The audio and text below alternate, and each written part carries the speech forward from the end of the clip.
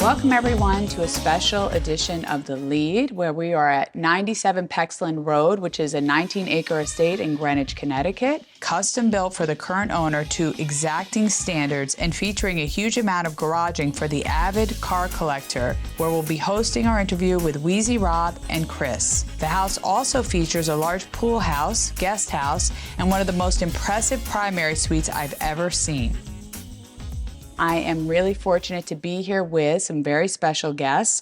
We have Rob Johnson of our Greenwich, Connecticut office, Louise Forbes from 445 Park Avenue in New York City, and the very wonderful Chris Halstead, our Managing Director of Connecticut. So welcome, everyone. Thank you. Thank you. So will you talk to us a little bit about working with buyers and buyer representation? Because this is a newer thing for agents in New York City. How do you go about doing that and serving their needs? So buyer reps are not a new part of our landscape, which we discussed on the recent interview. It's an obligation that Connecticut agents have had for quite some time if they're showing listings that are outside of their company.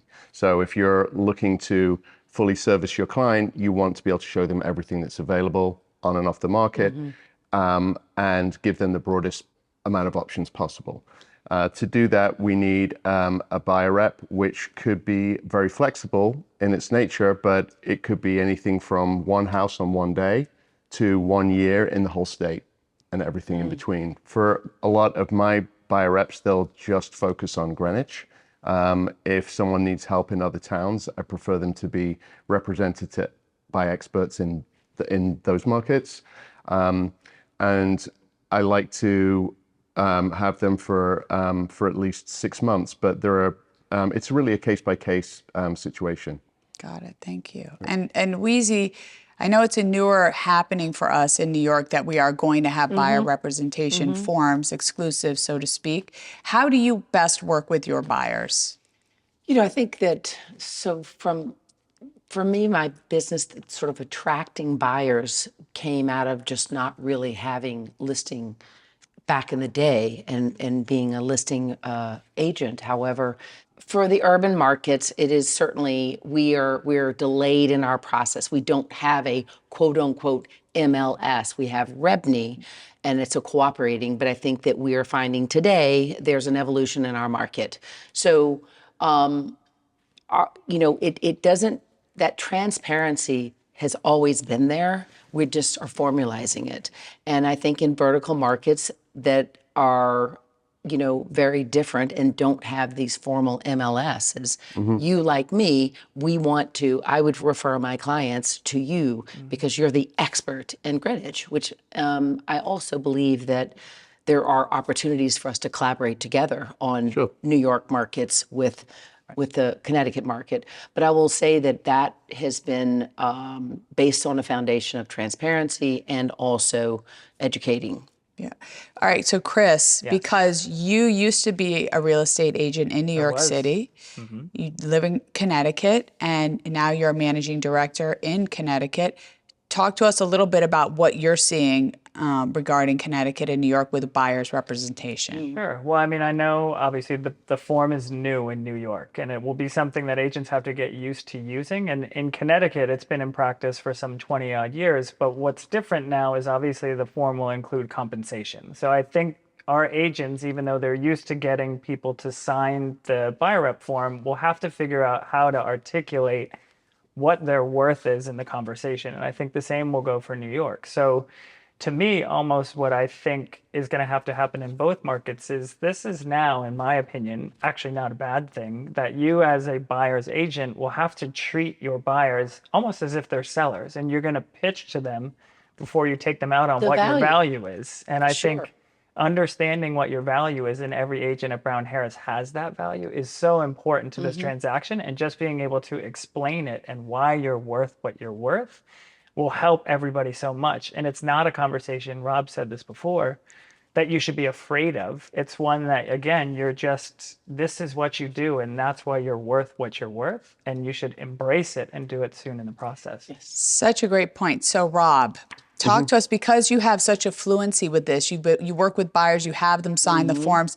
Talk to us about that, how you go about actually explaining the process to your buyers and why they're signing the form, because this is going to be a newer thing for New York City agents, for example. Yeah, and obviously one of our core, our main buyer base is Manhattan. If we don't have people coming from Manhattan, our market goes down. Yep. Right? That's what happened for a significant amount of time pre-COVID.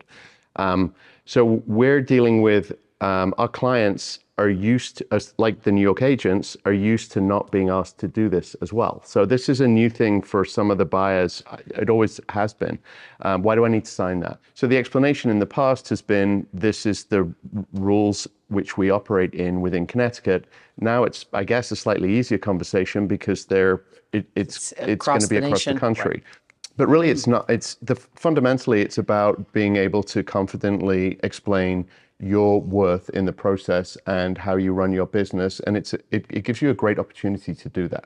So I agree with Chris. I think it's a positive thing. It gives you people just need to get more used to explaining what their value add is, and that's going to be different in different markets and for different people. For sure. And I'm going to add to that because I do believe this is where, when you are a good partner, no matter what side of the table you are, no matter what firm you are, that will follow you. And therefore, that collaboration will become a more and more transparent value.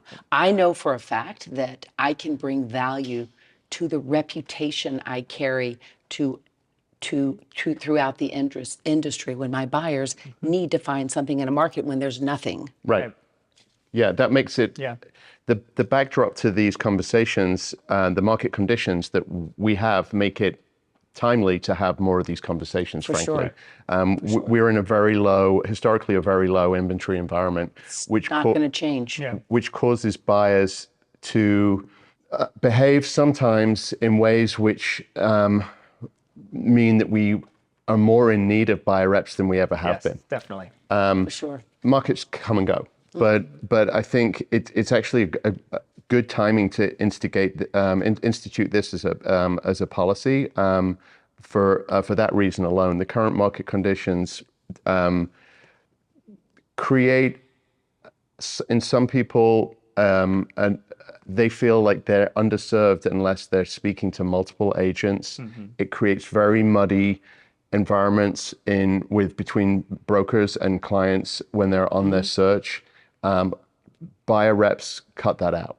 Yep. Absolutely. You know, it helps generally. It especially helps in these market conditions. So I don't have an issue with them. But to your point, it's something that we should be embracing, and it's a positive thing. You just need to be able to explain it properly to your buyer base, how you add value and what and in your market.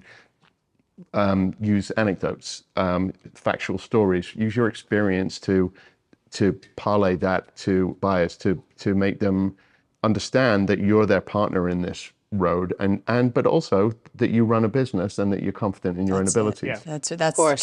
key. And it's often time in, because if you are in the right position and the right philosophy, it's the right deal. It's not just a deal, which takes time. Yeah. I think to Rob's point, and that this is good for agents, but this is also good for buyers in the sense that they now know they have somebody who has their best interests, at their core. It's a fiduciary responsibility. So rather than feeling like they have to be all over the place and not being sure what they're going to get from any of the agents, they now have somebody who is loyal to them and obedient, whatever that old car. Yeah, fiduciary obligation. But yes. But it's, there's benefit to both the agents and to customers of the clients, and they need to understand that as well. And also it's important to point out they're signing these things, sellers and buyers, they sign this. It's a commitment to work together. You're spending your valuable time. Louise, you're spending your valuable time. Nobody gets a penny unless there is the result that the buyer and the seller want. And that's important to underline in this whole equation. Right. I know that 30-something years ago, there was a clause that was changed called the threshold clause. So if I brought somebody through the doorway, I'm entitled to a commission, which that was actually... Even if you didn't sell it? Wow. That's when the language changed to Okay. procuring. Okay. Which is kind of cocktail trivia, but Yeah. interesting. Yeah. When you think about it, it's so logical, but it took that long to change that language. That's crazy. I think the trickiness evolves. The misinformation about how this changes the environment. We've all had a lot of calls from past clients, current clients, future clients. I have at least saying, okay, so what's happening now? Because they think that suddenly things have happened that haven't happened. So what hasn't changed is that commissions are still remain negotiable, Always. but they're not going to be advertised on our MLS. I know the New York crowd doesn't deal with this on the MLS, but agents before would know when they pull up a listing what the remuneration is on that listing contract. Now that is not in the near future, that's not going to exist, but that doesn't mean that sellers can't pay you. So the complicated part about this documentation is initially about explaining current events and your worth, but then where it becomes tricky is how do you handle the when there's a shortfall when the seller doesn't pay, and that's where it gets that's where it gets a little tricky, and will involve a change in our buyer reps from how they existed before. Right.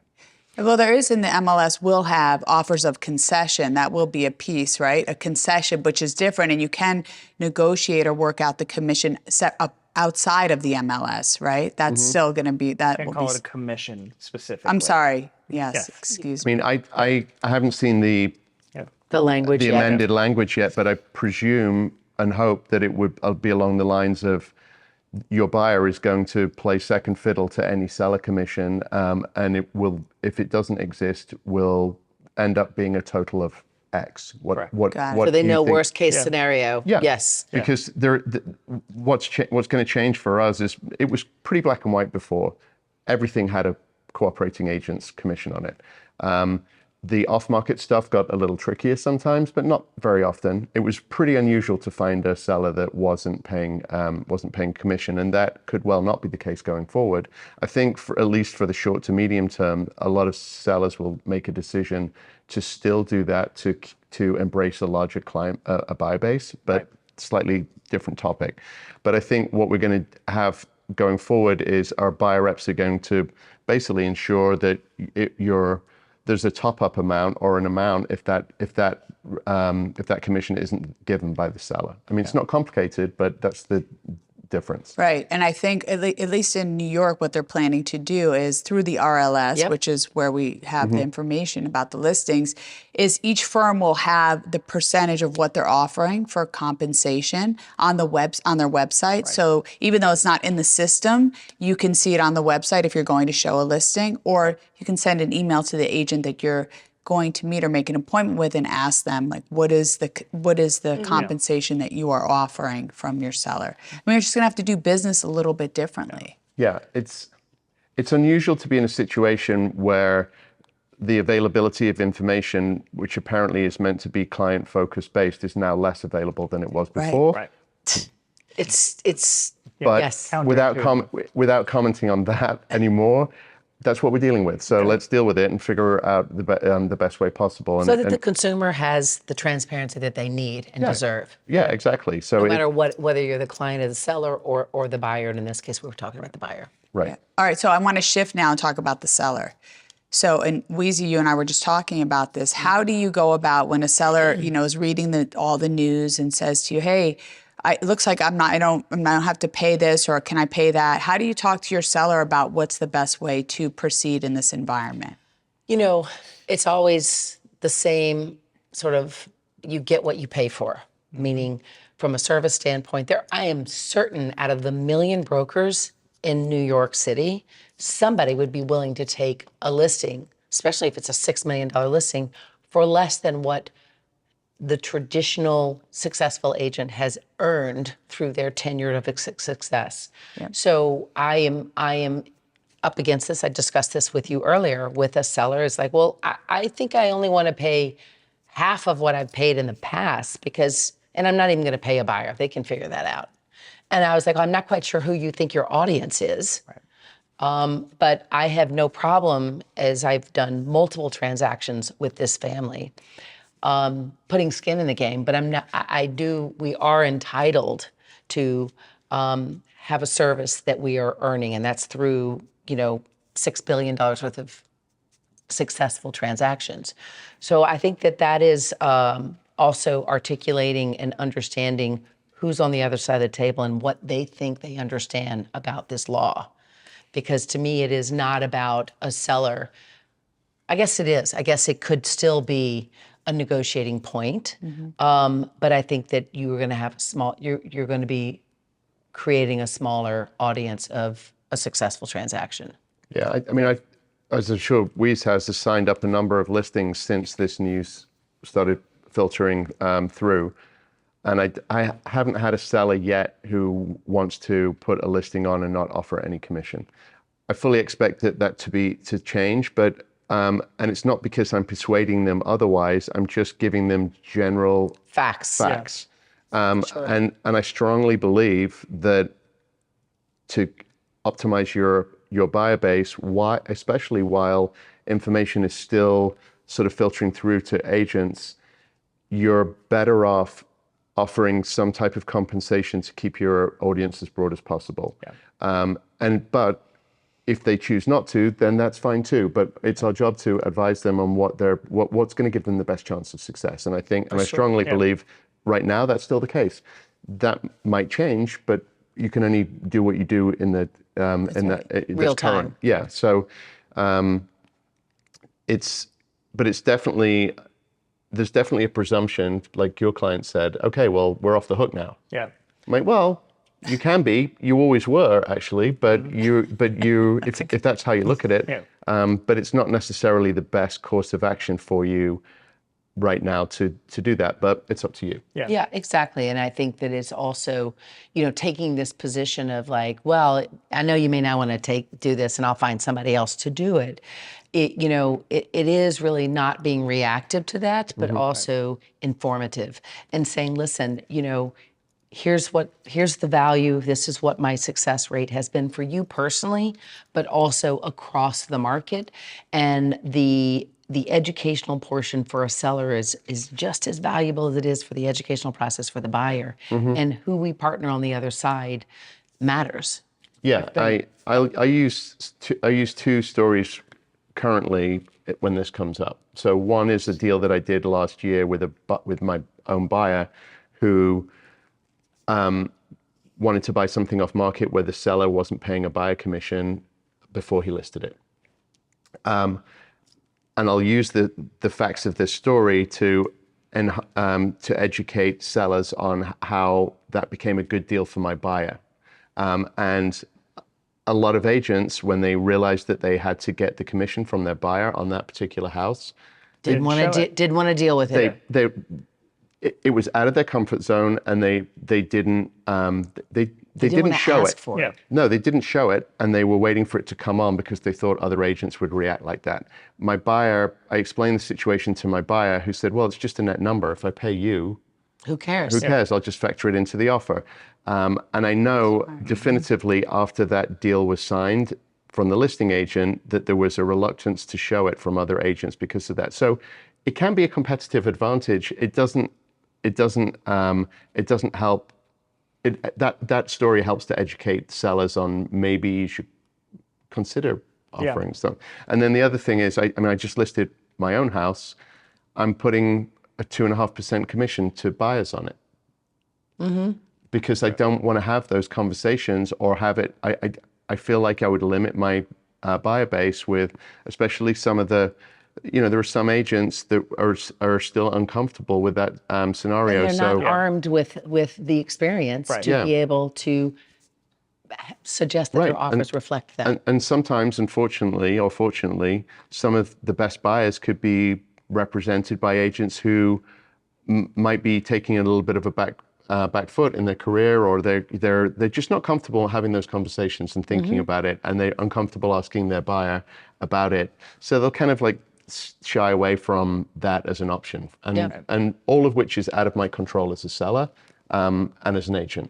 So you never know you never know who you haven't seen. Yep. So I think sometimes it can become your own action it's just coincidental that I'm a seller of real estate right now, but I'm choosing to do that despite the moment in time, Right. yeah, Yeah. because you're just being proactive to be in the solution so that those conversations and questions don't need to occur because you're Yeah. not Yeah. changing. Right. Well, I Maybe in think, 2 years it too, would be like different. if you look at the statistics, I think it's 92% of buyers work with an agent, and they have always had the choice not to. You could always go to the owner directly or to the listing agent and try and negotiate your deal. But even before this, people chose to have a representative in the transaction. And I think, to your point, if there's not an offer of compensation, you risk limiting all of those people who think that it's in their best interest to have representation because for whatever reason, they may not have had the conversation with their buyer about how they're going to be compensated. So I'd prefer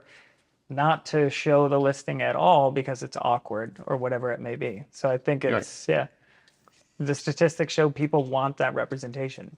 And you want to cast the widest net. You want to get as As many a people as seller, you can. And for again, sure. commissions, as Rob said in the beginning, have been negotiable, and they continue to be so.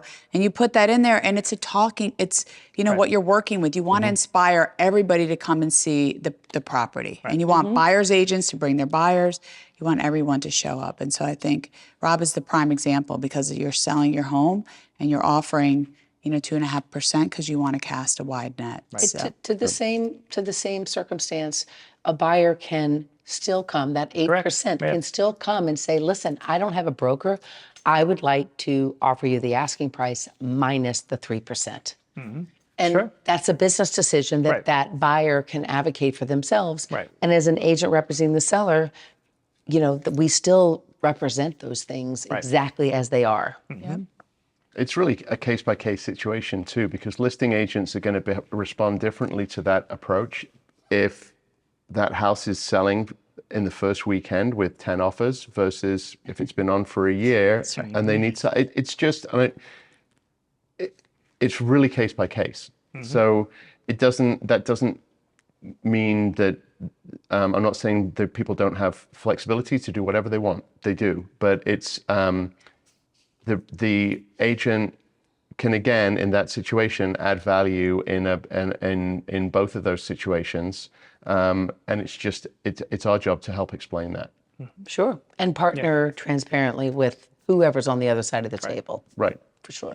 All right, so I'm going to pivot now because we've really talked about buyers and sellers. I want to just talk briefly about the market as we see it right now and what you predict as we go through the summer. So, Rob, talk to us about the market here in Connecticut and Greenwich and what you think, how we're going to see this summer play out. I know it's just a guess. You don't know for sure, but I'd love to hear your expertise. Got my crystal ball. Yeah, go get it. It's right there. It's under that car right there. It's under that Porsche. So we've been in a low inventory environment since COVID that carried on getting tighter and tighter. At the beginning of this year, it was at its tightest. We had around 150 single-family homes on in the market at one point. It's probably give or take that around now. Pre-COVID, that would have been 700 or 800. So I feel like we have a balance of buyers and sellers nearer 350, 400 listings. So it's still very tight. Liquidity point, I would say, has risen above 10 million, where a well-priced home is going to get multiple interest. I would say a couple of years ago, it probably got a little bit less liquid at sort of 8, 9. Now it's probably more like 12-ish. In some sections of the market, it's difficult to tell because of the lack of transactional activity. Right. But I know anecdotally that if the good stuff was there, it would continue to be absorbed for quite a while. Yep. The interest rate environment hasn't helped us. I'm sure you would say the same thing in Manhattan. For a lot of our activity is people moving up, down, sideways within town. And it's very unattractive with high LTVs to do that because of the jump in rates. So that's put sand in the gears and continues to do so. I think the expectation at the beginning of the year was probably three cuts, and that's been changed. To no cuts. Yeah, so it's tricky. The bidding wars are carrying on, but it's a little tricky because if they happen when the house is fairly priced, if a house is opportunistically priced, and the cutoff for that, depending on the price point, but it tends to be around if an owner or agent price a house at 10% over where a couple of people think it should be, rather than just the one, you will tend to get a fraction of the showings and no offers, despite low inventory. If it's priced accurately or even aggressively, there is still no stigma about having a very quick result and going over. That still only occurs in the first week, really. And then the problem is you're creating a stale list. The accelerated timeline of becoming stale is an issue.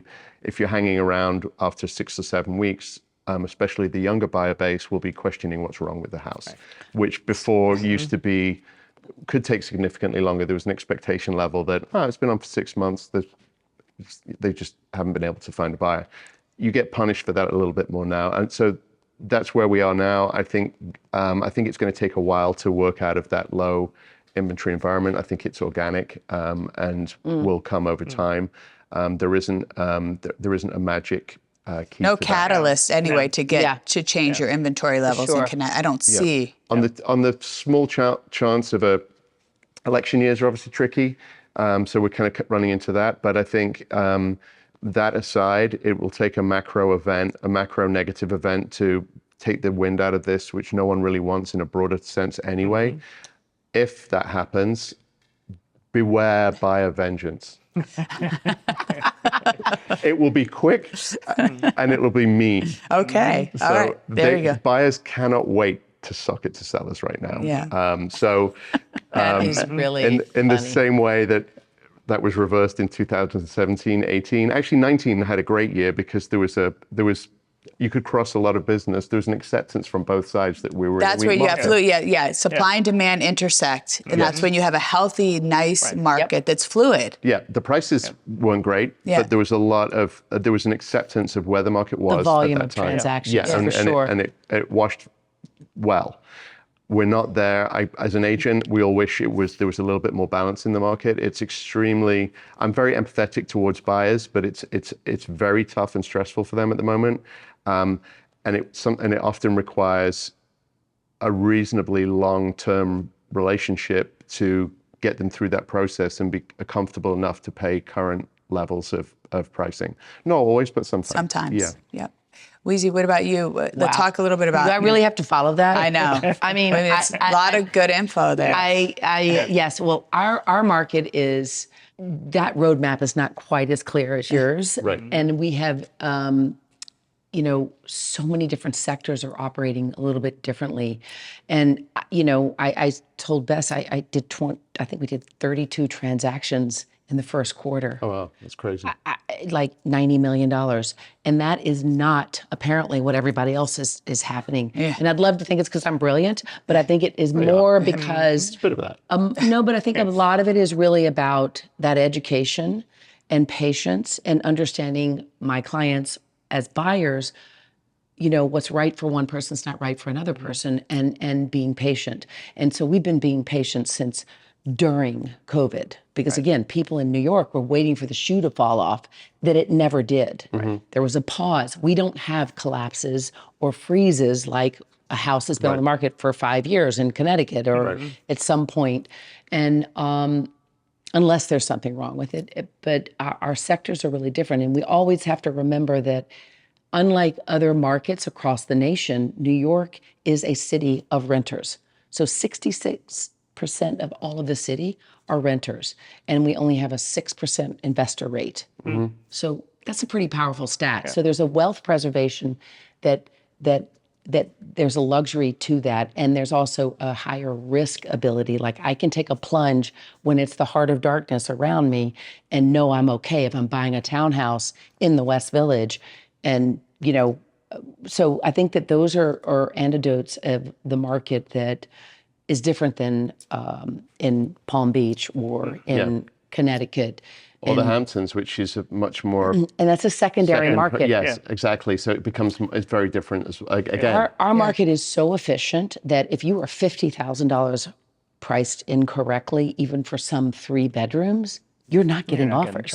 Yeah. So so you have to have a lot of faith in your agent to say, hey, I know this is like an $11 million asset, but I think for you to be the most successful, for us to be the most successful, we need to underprice it. Right. And then we would have literally things that went $1 million to $2 million over the asking price. That is unusual sectors, but they're happening today. Yeah, you have a lot more data in the city to go back onto. Well, we're vertical. Yeah, and well, You're on 19 acres here. I have a. Yeah, we went a lot out. of space. They went A out lot of here. space here. We got like 7,000 apartments on 19 acres. Your buyers can be very data driven. Price per square foot in the city means a different thing than it does out here. For sure. Well, it means nothing here. And It means something in the city. Yes, but also let's just pretend that the brokers that decide to use co-op's price per square foot, have decided to lump something in a bag that doesn't deserve to be in a bag. Right. That all makes sense. Yeah. Yeah, you can screw with stats a lot of ways, but let's. Look, I predicted last September we were going to have a ferocious first 6 months. I experienced that personally. I don't think that, our volume is where we want it to be. I'm just curious, did your balance change between buyers and sellers or price points? Yeah, on all fronts. Yeah. And interestingly enough, out of those 32 transactions, only 7 of them took paper. 7 mortgages, which was not what it. But I was at 50-50 on the transactions for buyer and property. What is that historically? I would say maybe More skewed to listings? more skewed to listings. Yeah. Because I can't even, if we did 40 or 50 transactions representing sellers, there's only so much time in a day. Yeah. Well, that's a difference as well between the city and the suburbs, I think, with you have specialist rental agents, you have people that specialize more in buyers than sellers. And so that when the market changes, I'm sure people adjust, but still it's a bit more specialized. We're much more, the suburban agents are much more generalist. My market, throughout the cycles that I've worked in, I've tended to be 50-50, but it's not by design. It's just kind of how it happens. Well, and my price point, and I never wanted to be the $1 million listing agent. I wanted to be a person that was of service, and I worked relationally. So whether I'm doing a $600,000 transaction or a $15 million transaction, it did not matter to me, and it was my responsibility to master that market. Right. And therefore, in down and weird and paused markets, at least somebody's transacting. Yeah. Well, I think, obviously we know it's been a more telling time in the market, and you guys are navigating it as best you can.